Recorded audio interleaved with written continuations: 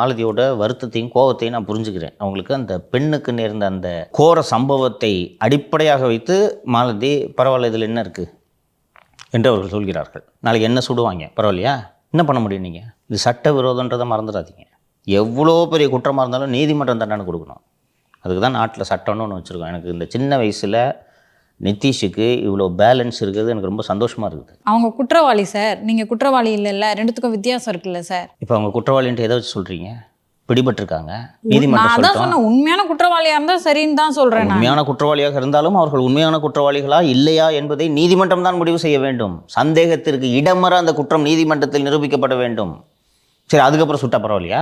எந்த தண்டனையாக இருந்தாலும் அது சட்டப்பூர்வமான தண்டனையாக இருக்க வேண்டும். நீதிமன்றம் அந்த தண்டனை வழங்க வேண்டும். போலீஸ்க்கு தண்டனை கொடுக்குற அதிகாரம் இல்லை. நீதிமன்றத்தின் முன் நிறுத்தும் அதிகாரம் மட்டும்தான் காவல்துறைக்கு இருக்கிறது. இது குறுக்கு வழின்றது உங்களுக்கு ஏன் புரிய மாட்டேங்குது? உங்கள் கையாளாகத்தனத்தினால தான் இந்த குற்றம் நடந்திருக்கு. உங்களுக்கு அந்த இடத்துல போலீஸ் உறுதியாக வராதுன்னு தெரிஞ்சதுனால தானே இந்த குற்றவாளிகள் போய் இந்த வேலையை செய்கிறாங்க. அந்த பக்கம் அடிக்கடி பேட்ரோல் ஜீப்பு வரும், அங்கே விளக்குகள் எரியும், இருட்டாக இருக்காது அப்படின்னு தெரிஞ்சப்போ அந்த குற்றத்தை செய்வார்களா? சிசிடிவி இருக்குது அந்த இடத்துல, செய்வாங்களா? இந்த ஓட்டைகளை சரி செய்யாதது உங்கள் தவறு தானே.